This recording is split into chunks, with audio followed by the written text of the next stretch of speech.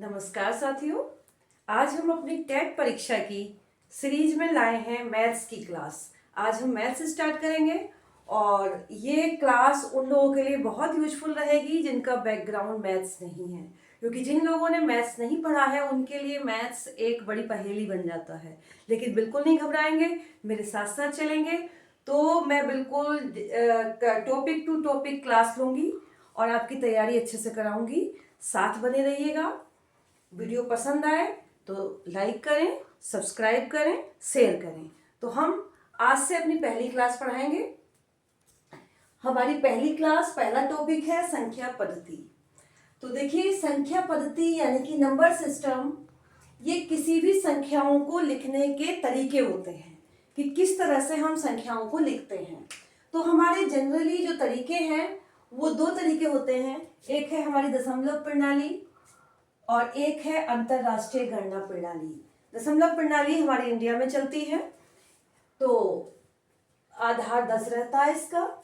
इसमें कुल 10 अंक होते हैं। कौन कौन से? 0, 1, 2, 3, 4, 5, 6, 7, 8, 9। और इन 10 अंकों का प्रयोग करके हम कितनी भी बड़ी से बड़ी संख्या बना सकते हैं।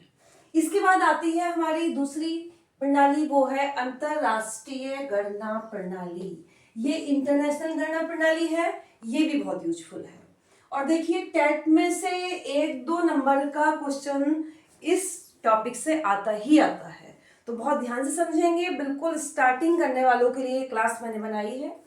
तो देखिए, ये जो हमारा इंडियन सिस्टम है उसके लिए हम ये लिख लेते हैं सारणी। जो हम नंबर लिखते हैं वो इकाई, दहाई, सैकड़ा, हजार, 10,000, लाख, 10 लाख, करोड़, 10 करोड़, इसी तरह से आगे बढ़ेंगे।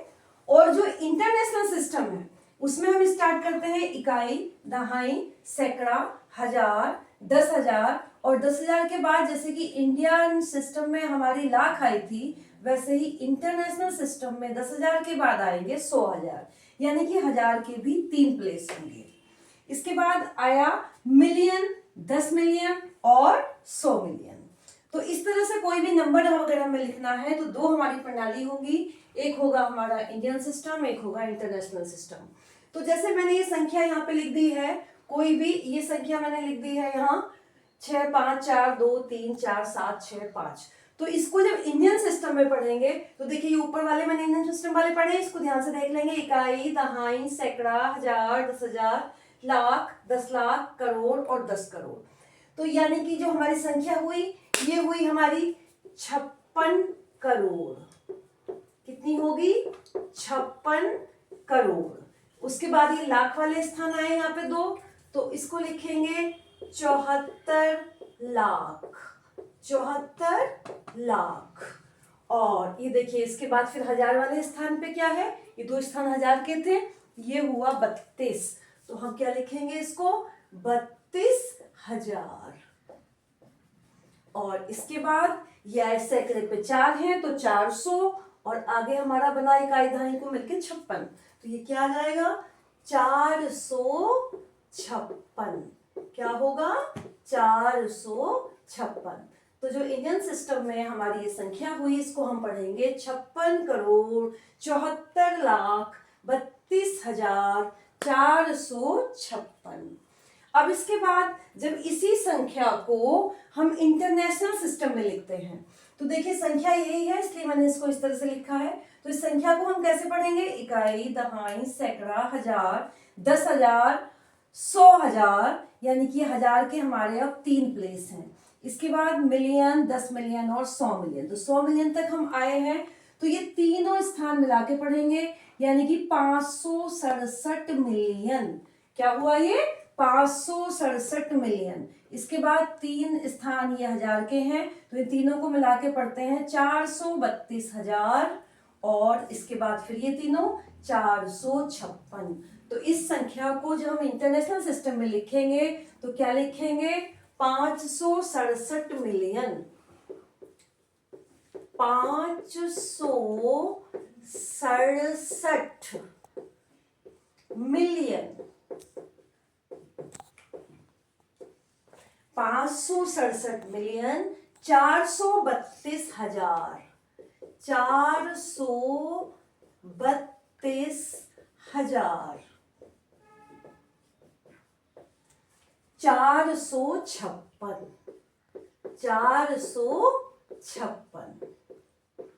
तो इस तरह से इस संख्या को दो प्रणालियों में दो तरह से हम लिख देंगे। इससे और भी बहुत सारे क्वेश्चन बनते हैं, जैसे कि हमसे कोई पूछे कि 1 मिलियन में कितने लाख हैं, तो देखिए हमारा मिलियन यहाँ आ रहा है और मिलियन के सामने कितना है यहाँ पे 10 lakh.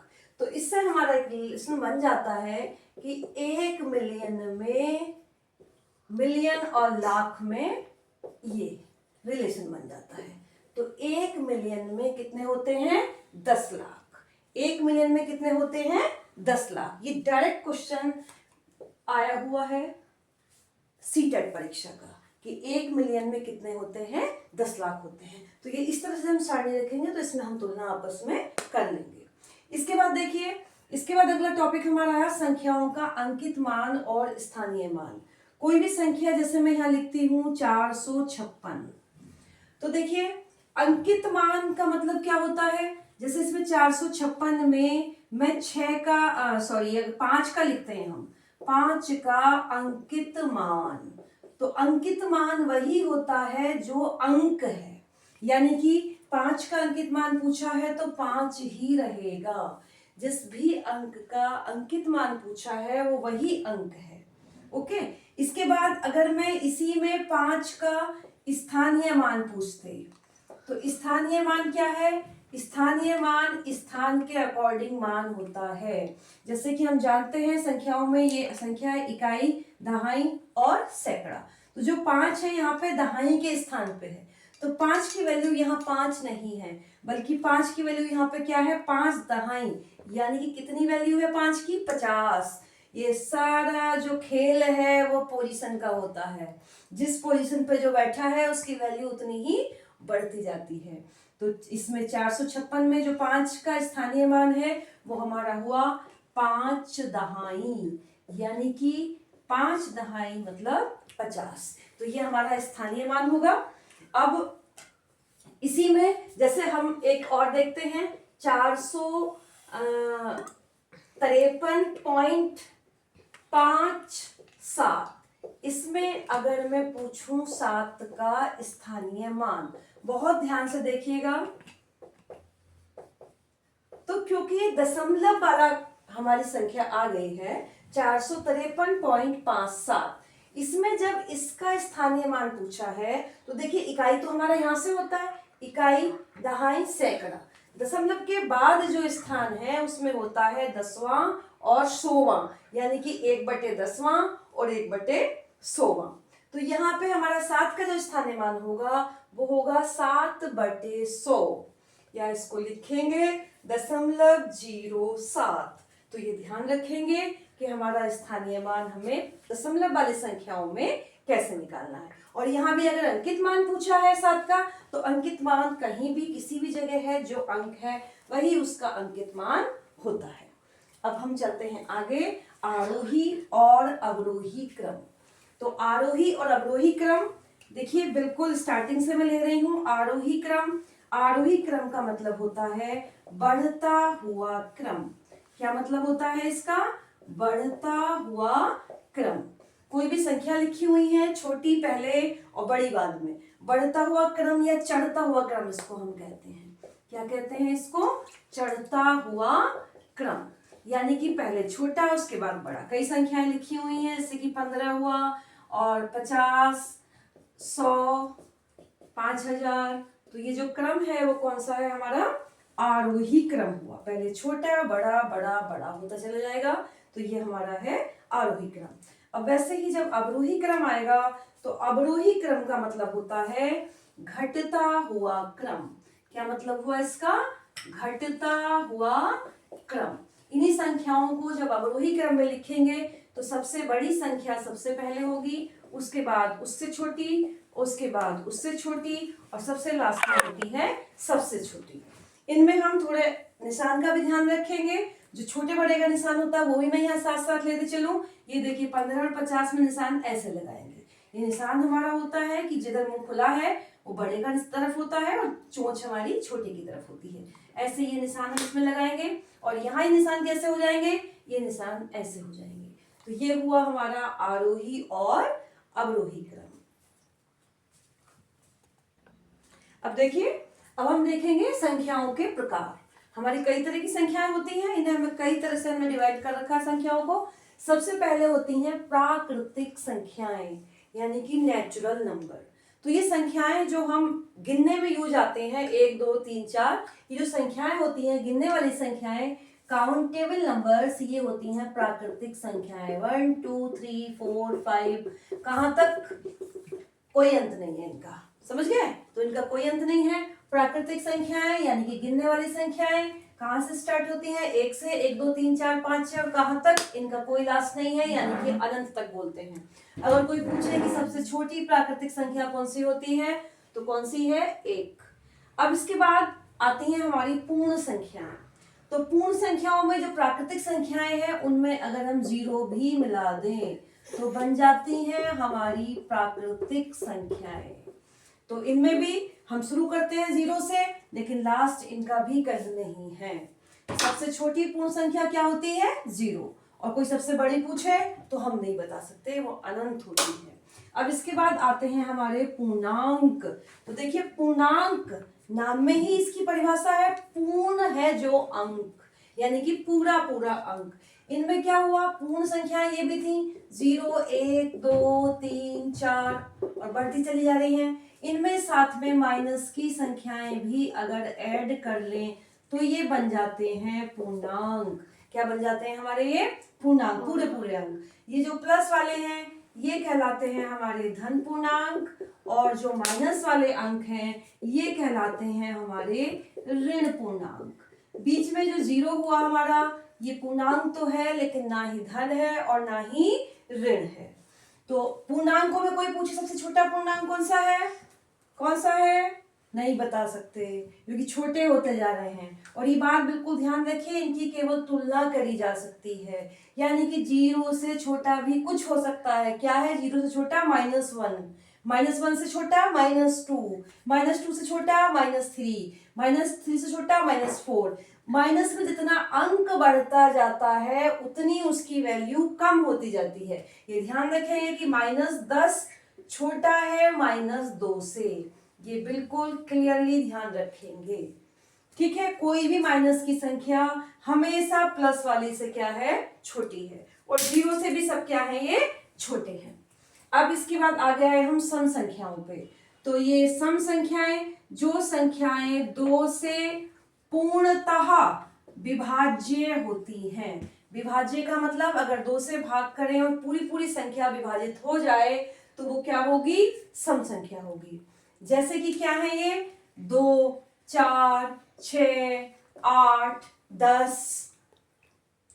Dash dash dash dash, यानी कि सबसे छोटी सम संख्या कोई पूछे तो क्या है, 2, और सबसे बड़ी पूछे तो इसमें भी कोई अंत नहीं है, यानी कि ये भी कितनी है, अनंत तक है। तो सम संख्याओं में कितने का अंतर है, ये भी याद रखेंगे कि क्रमागत सम संख्याओं में कितने का अंतर होता है, 2 का। वैसे ही विषम संख्याएं जो 2 से पूर्णतः विभाज्य हैं वो हो गई सम, और जो 2 से विभाज्य नहीं है, जो 2 से विभाज्य नहीं है वो क्या हो गई, विषम संख्याएं। जैसे कि कहां से आएंगी, जो इनसे बची हुई हैं, 1 3 5 7 9 11 13, कहां तक, इनका भी कोई अंत नहीं है। तो सबसे छोटी अगर हमसे पूछे विषम संख्या कौन सी है, तो कौन सी है, 1। विषम संख्याओं में भी कितने का अंतर होता है, जो क्रमागत विषम संख्याएं होती हैं उनमें भी 2 का अंतर होता है। अब आई हमारी अभाज्य संख्याएं। कौन सी संख्याएं आई, अभाज्य संख्याएं। देखिए, मोस्ट इंपॉर्टेंट ये संख्याएं हैं हमारी अभाज्य संख्याएं। मोस्ट इंपोर्टेंट संख्याएं हैं ये। मोस्ट इंपोर्टेंट अभाज्य संख्याएं क्यों हैं, इनको बिल्कुल ध्यान रखिएगा, ये क्वेश्चन बहुत आ जाते हैं अभाज्य संख्याओं के। तो अभाज्य संख्याएं, जो संख्याएं केवल 1 से और खुद से कटें, केवल 1 से और खुद से कटें, वो संख्याएं होती हैं हमारी अभाज्य संख्याएं। जैसे कि सबसे पहली अभाज्य संख्या हमारी आती है 2। सम संख्या भी है ये, और ये अभाज्य संख्या क्यों है? क्योंकि 2 केवल 1 के पहाड़े में आती है और 2 के यानी कि खुद के पहाड़े में आती है। तो सबसे छोटी अभाज्य संख्या क्या है? 2। इसके बाद क्या आई? 3। इसके बाद क्या आएगी? सोचो सोचो, 5। इसके बाद 7। इसके बाद 8। 9 नहीं होती, 9 नहीं होती। 9 क्यों नहीं होती? क्योंकि वो 3 से कट जाती है। अब इसके बाद क्या आई? 10 नहीं, 11, 11, 11। उसके बाद 13। उसके बाद 14 नहीं, 15 नहीं, 16 नहीं, 17। तो इस तरह से करके ध्यान रखेंगे, डैश डैश लगा दिया, क्योंकि अंत तो इनका भी कोई नहीं होने वाला है। तो अब इसमें सबसे इंपॉर्टेंट बात क्या आई कि जो 2 है, 2 वो देखिए इकलौती सम संख्या है जो क्या है? अभाज्य है। और ये बड़ी मोस्ट इंपॉर्टेंट बात है, बिल्कुल डायरेक्ट क्वेश्चन आ सकता है कि कौन सी सम संख्या ऐसी है जो अभाज्य भी है। तो इकलौती सम संख्या ऐसी है जो अभाज्य है, और सबसे छोटी अभाज्य संख्या यही होती है। क्या होती है? 2। तो संख्याओं की ये 2 कैटेगरी एक साथ हो जाती हैं कि या तो वो 2 से विभाज्य होंगी या 2 से नहीं, सम और विषम हो गई। ऐसे ही 2 कैटेगरी हो जाती हैं हमारी अभाज्य संख्याएं और भाज्य संख्याएं। अभाज्य संख्याओं से जो बची हैं वो सब क्या है? भाज्य संख्याएं हैं। तो ये हमारी हो गई अभाज्य संख्याएं। अब देखिए, अब हमारी आती हैं परिमेय संख्याएं। कौन सी संख्याएं? परिमेय संख्याएं, रेशनल नंबर। इसमें ध्यान रखेंगे कि जो भी संख्याएं P/Q के रूप में लिखी जाए, तो पहली बात क्या? P/Q की फॉर्म आ गई। दूसरी बात, P और Q दोनों क्या हो? पूर्णांक। पूर्णांक पढ़ा चुकी हूं मैं, पूरे पूरे अंक। और साथ साथ में एक तीसरी शर्त इनकी है कि Q बराबर ना हो 0 की। Q यानी कि इसके बटे में। अब कौन सी संख्याएं हो गई है? देखिए, जितनी भी संख्याएं हैं, जितनी भी प्राकृतिक संख्याएं हैं, सब परिमेय है।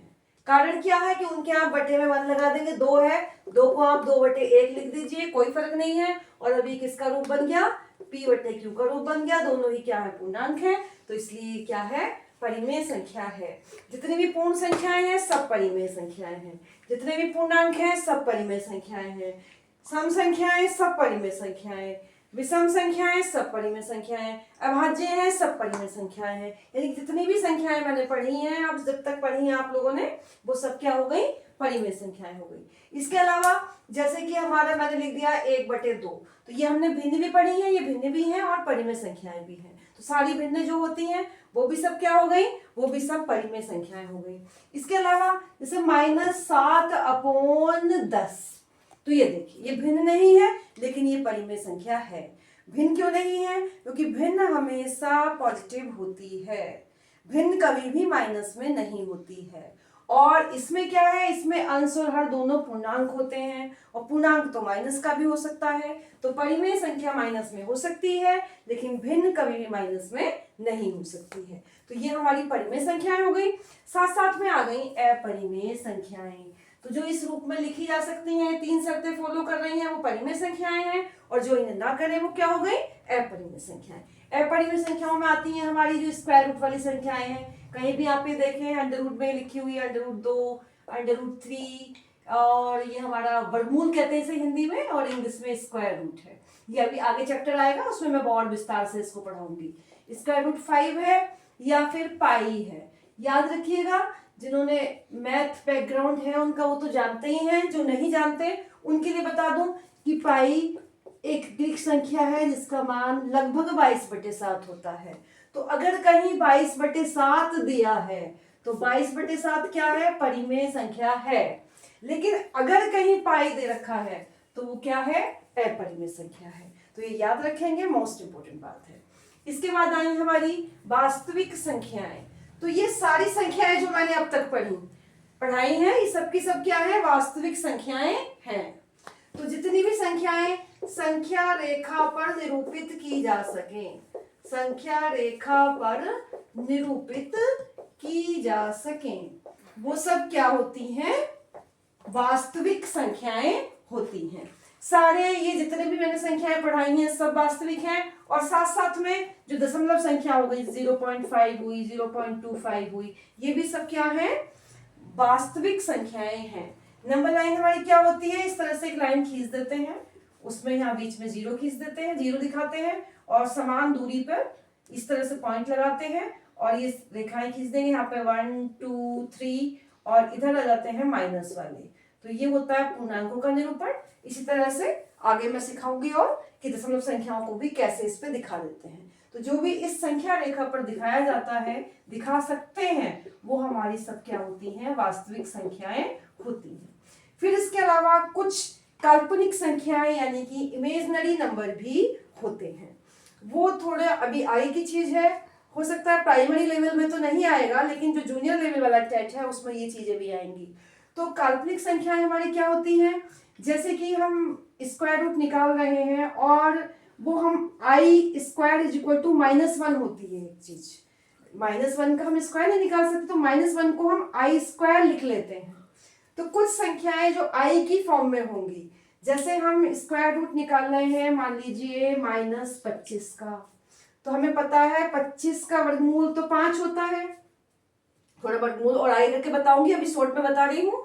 तो 5 का, अब ये माइनस का कैसे वर्गमूल निकले, तो -1 की जगह लिख लिया हमने आई स्क्वायर, और अब इसको बाहर निकाला तो 25 का वर्गमूल होता है 5, और ये क्योंकि इसका वर्ग बन गया तो ये आ गई 5 आई।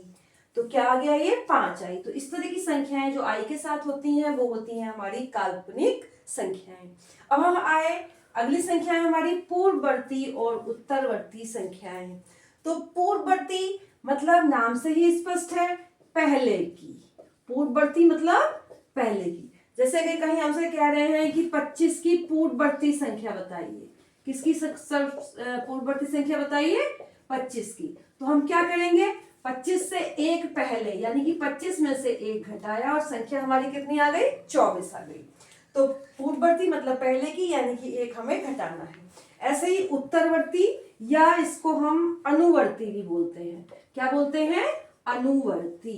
तो उत्तरवर्ती यानी कि बाद की संख्या। कौन सी संख्या, बाद की। जैसे मैं कहूं कि 100 की उत्तरवर्ती संख्या बताइए। क्या बताइए, 100 की उत्तरवर्ती संख्या।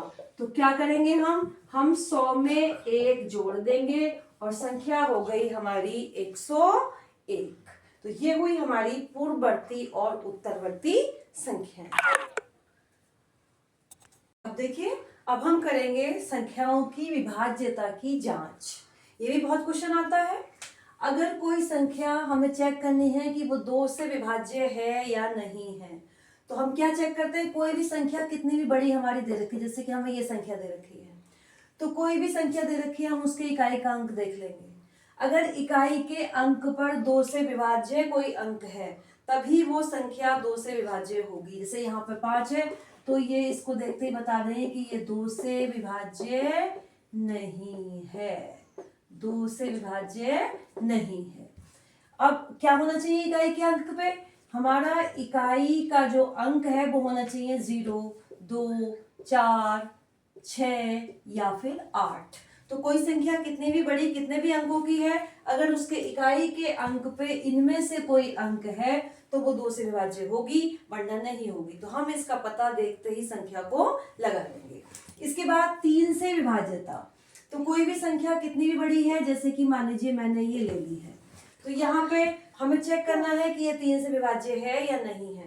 तो हम इस संख्या के अंकों का योग निकाल लेंगे। क्या निकाल लेंगे, अंकों का योग। देखिए कितना हुआ यहाँ पे, 7, 5, 12, 6, 18, 18 और 7, 25। जो योग आया उसको देख लेंगे कि 3 से विभाज्य है या नहीं है। तो हमने यहाँ पे देखा कि ये 3 से विभाज्य नहीं है, यानी कि 3 के पहाड़े में नहीं आता है। 3 से इसको भाग दें तो पूरा पूरा भाग नहीं जाता है। तो अगर इसको नहीं जाता है तो ये संख्या भी हमारी 3 से विभाज्य नहीं है।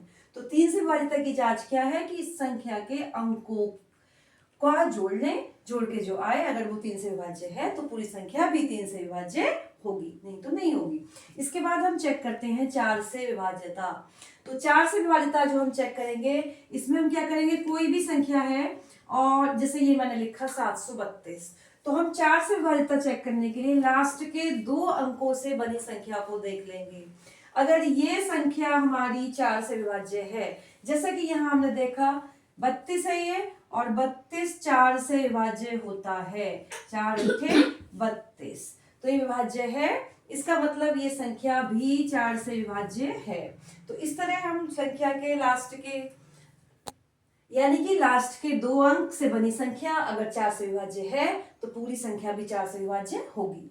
तो अब हम चलते हैं अगला, यानी कि 5 से विभाज्यता। तो देखिए 5 से विभाज्यता बिल्कुल आसान है। इसको हम देखेंगे, कोई भी संख्या हम जैसे यहाँ पे लिखी मैंने ये, अगर संख्या की इकाई का अंक या तो 5 हो या फिर 0 हो, केवल 2 ही स्थितियां ऐसी हैं, कोई भी संख्या कितने भी अंक की हो, या तो वो 5 हो उसका इकाई का अंक, या फिर क्या हो 0 हो। अगर ऐसा है तो 5 से विभाज्य होगी, और नहीं है तो संख्या नहीं होगी। तो संख्या को देखते ही हम तुरंत बता देंगे कि ये संख्या 5 से विभाज्य है या नहीं है।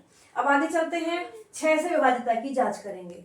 तो कोई भी संख्या 6 से विभाज्य है या नहीं है, इसको हम क्या करेंगे, देखिए 6 हमारी संख्या है, 6 यानी कि 2 तिया 6, इसके गुणनखंड होते हैं 2 और 3। तो कोई संख्या 6 से विभाज्य होगी या नहीं होगी, इसे चेक करने के लिए हम 2 से भी विभाज्य होनी चाहिए ये, और 3 से भी होनी चाहिए। 2 और 3 की विभाज्यता मैं पहले ही बता चुकी हूँ कि अगर लास्ट का अंक, जैसे हमारी ये संख्या है, इसका लास्ट का अंक क्या है, 4 है, 4 है, तो ये संख्या हमें पता है कि ये 2 से विभाज्य है। अब ये 2 से विभाज्य है, अब इसके बाद 3 से चेक करना है। 3 से चेक करने के लिए हम क्या करते थे, इनके अंकों का योग हमें देखना है। 7 और 3 10, 10 और 4 14। अब हमने देखा 14 3 से विभाज्य नहीं है, 3 से विभाज्य नहीं है, तो 2 से तो है लेकिन 3 से नहीं है। और शर्त क्या थी 6 से विभाज्यता की, शर्त ये थी कि 2 और 3 दोनों से विभाज्य होनी चाहिए। तो अगर 1 से भी नहीं है तो ये संख्या 6 से विभाज्य नहीं होगी। तो ये टेस्ट था हमारा 6 से विभाज्यता का। इसके बाद हम देखते हैं अगला अंक हमारा आया 7। 7 से विभाज्यता किसी भी संख्या की हम कैसे चेक करेंगे, देखिए जैसे संख्या मैंने यहाँ पे लिख दी है 203, कोई भी संख्या हो सकती है, कितने भी अंकों की हो सकती है। तो हम 7 से इसको विभाज्यता चेक करनी है, तो जो लास्ट का अंक हमारा है यहाँ पे कितना है 3, उसका हम डबल कर लेंगे, 3 दूनी कितना आया 6। तो जो भी डबल करके अंक आया है बाकी बची हुई संख्या में से माइनस कर देंगे। यहाँ बाकी बची हुई संख्या कितनी थी 20, 20 में से 6 को माइनस किया, कितना आया 14। अब ये 14 हमारा 7 से विभाज्य हो जाता है, तो इसलिए संख्या भी 7 से विभाज्य है। अगर नहीं होता है तो संख्या भी 7 से विभाज्य नहीं होगी। तो यहाँ पे है ये विभाज्य, तो इसलिए 203 भी विभाज्य होगी। इसके बाद हम आते हैं 8 से विभाज्यता चेक। तो 8 से विभाज्यता चेक में हम क्या करेंगे, ये हमारी जो आती है काम वो 3 अंकों से बड़ी संख्या में ही यूजफुल होती है, क्योंकि जो लास्ट के 3 अंक हैं उनसे बनी अंक संख्या को हमें चेक करना पड़ता है कि 8 से विभाज्य है या नहीं है। जैसे यहाँ पे है 567, तो हम ये देख लेंगे कि ये संख्या 8 से विभाज्य है या नहीं है। तरीका वही 8 से भाग कर लेंगे, 8 7 56, और ये 7 हमने देखा नहीं है विभाज्य, नहीं है, इसका मतलब ये पूरी संख्या भी 8 से विभाज्य नहीं है। तो ये 8 का विभाज्यता चेक हुआ। इसके बाद हमारा आया अंक 9। 9 से विभाज्यता में हम क्या करेंगे, कोई भी बड़ी संख्या हमारी है और हमें चेक करना है कि 9 से विभाज्य है या नहीं है। तो जो रूल 3 से हमने बताया था, यहाँ भी हम वही रूल अपनाएंगे, इन अंकों का योग निकाल लेंगे। क्या निकाल लेंगे, योग निकाल लेंगे। 7 3 10, 4 14 और 3 17 और 4 21। इस योग को 3 से भाग करके देखेंगे, 3 7 21, यानी कि 3 सॉरी हम 3 का नहीं, हम 9 का कर रहे हैं। तो जो हमारा योग आया है यहाँ पे उसको हम 9 से भाग करके देखेंगे। 9 दूनी 18, 9 3 27, तो 9 से विभाज्य नहीं है, 9 से विभाज्य नहीं है। तो ये पूरी संख्या भी हमारी 9 से विभाज्य नहीं होगी। तो 9 का और 3 का सेम रूल है। संख्या के अंकों को देखेंगे। अब इसके बाद आता है 10 से विभाज्यता चेक। तो 10 से हम क्या करेंगे, 10 से बहुत इजी है। कोई भी संख्या केवल एक ध्यान देना है कि उसके इकाई का अंक 0 होना चाहिए। अगर इकाई का अंक 0 है तो वो 10 से विभाज्य है, वरना नहीं है। और ये मैं पहले ही बताया है मैंने कि 0 हो लास्ट में तो वो संख्या 5 से भी विभाज्य होती है। तो किसी भी संख्या के लास्ट में 0 है तो वो किस से विभाज्य होगी, देखिए वो 2 से विभाज्य होनी ही होनी है। 3 से है या नहीं बता नहीं सकते, अंकों के योग को देख के बताएंगे। 4 को भी लास्ट के 2 अंकों को देख के बताएंगे, जैसे हम यहाँ देख रहे हैं तो 4 से विभाज्य है ये संख्या, 5 से ये होनी ही होनी है। 6 से भी हम चेक कर सकते हैं इसको, और 7 से भी, 8 से भी देख के नहीं बताएंगे, लेकिन 10 से हम देखते ही बता देंगे कि ये संख्या 10 से विभाज्य होगी। देखिए अब हम आते हैं 11 से विभाज्यता। तो 11 से हमारी विभाज्यता हम चेक करेंगे। तो देखिए कोई भी संख्या है तो 11 से विभाज्यता चेक करने के लिए हम उसमें को यहाँ से स्टार्ट करेंगे, पहला अंक माइनस, दूसरा अंक प्लस माइनस। तो यहाँ से स्टार्ट करेंगे माइनस प्लस माइनस।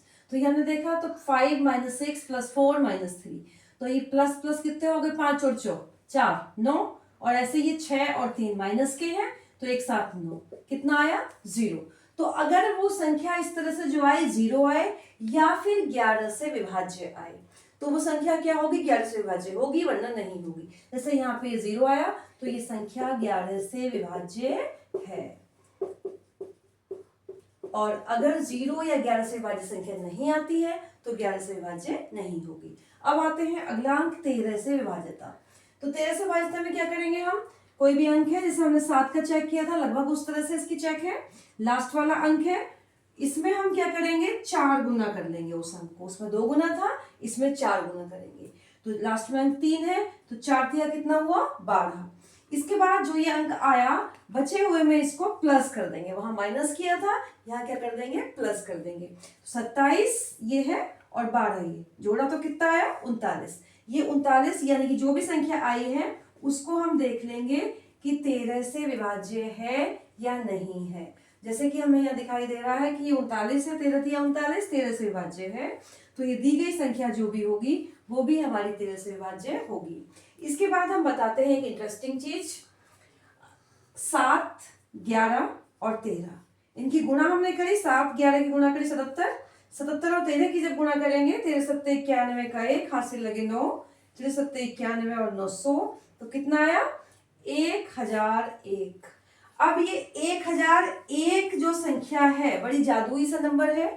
ये संख्या जिसको भी विभाजित करेगी, यानी कि इसको जिससे भी गुणा करेंगे वो एक हमारा पैटर्न बनेगा। हमारा क्या बनेगा, एक पैटर्न बनेगा। जैसे कि हमने 25 से इसको गुणा करी तो 25 से कम 25 0 25। तो जो भी संख्या इससे विभाज्य होंगी उनमें ये पैटर्न हमेशा रहेगा कि ये 3 अंक और ये 3 अंक हमेशा क्या रहेंगे, सेम रहेंगे। हमेशा कैसे रहेंगे, सेम रहेंगे। तो देखिए यहाँ पे ये अंक क्या हुआ 0 25 और यहाँ भी क्या आया 0 25। तो ये पैटर्न आप हमेशा ध्यान रखिएगा कि ये पैटर्न ABC ABC इस तरह का पैटर्न बनेगा। तो कहीं भी आगे इस तरह का क्वेश्चन आएगा तो याद रखेंगे। इस बड़ा मजेदार पैटर्न ये हमारा 1001 गुणा 2 से हमने करा, कितना आया 2 0 0 2। ऐसे ही बहुत आगे तक इसको करके देखिएगा, बहुत अच्छा पैटर्न है। 10 से गुणा करी, 10 से कम 10 0 और ये आया 10। तो देखिए आया ना वही मजेदार पैटर्न, बहुत आगे तक किसी भी संख्या से इसको गुणा करेंगे तो पैटर्न इसका इसी तरह का आता है। अब देखिए, अब इसके बाद इन्हीं संख्याओं में आता है कि हम किसी भी, जैसे एक अंक की बात हुई, एक अंक की सबसे बड़ी संख्या, एक अंक की सबसे बड़ी संख्या, तो एक अंक की सबसे बड़ी संख्या हमारी होगी 9, क्योंकि 9 से बड़ी जो संख्या 10 होती है वो 2 अंकों की सबसे छोटी संख्या हो जाती है। तो एक अंक की सबसे बड़ी संख्या कितनी होगी 9। 2 अंकों की अगर सबसे बड़ी संख्या पूछी हो, 2 अंकों की सबसे बड़ी संख्या, तो हम 2 बार 9 बनाएंगे, कितनी बन जाएगी 99। तो इस तरह के इन्हें ध्यान रखेंगे। 3 अंकों की सबसे बड़ी संख्या हमारी बन जाएगी 999। ऐसे ही 4 अंकों की, तो जितने भी अंकों की सबसे बड़ी संख्या है उतनी ही बार हम 9 को क्या कर देंगे, रिपीट कर देंगे। तो ये याद रखेंगे। वैसे ही जब छोटी संख्याओं की बात आई है, एक अंक की सबसे छोटी संख्या, एक अंक की सबसे छोटी, तो देखिएगा सबसे छोटी खाली संख्या कहेंगे तो संख्या का मतलब प्राकृतिक संख्या ही होता है, तो वो 1 हो जाएगी। लेकिन अगर पूर्ण संख्या पूछे तो हम 0 आंसर देंगे। इसके बाद वैसे ही अगर 2 अंकों की सबसे छोटी संख्या हमसे पूछेंगे, तो देखिए 2 अंकों की सबसे छोटी संख्या होती है 10। 1 बनाएंगे और उसके आगे जो बचेंगे उस अंक में 0 लगा देंगे। वैसे ही 3 अंकों की सबसे छोटी संख्या अगर पूछेंगे तो हमारी क्या बन जाएगी, 100।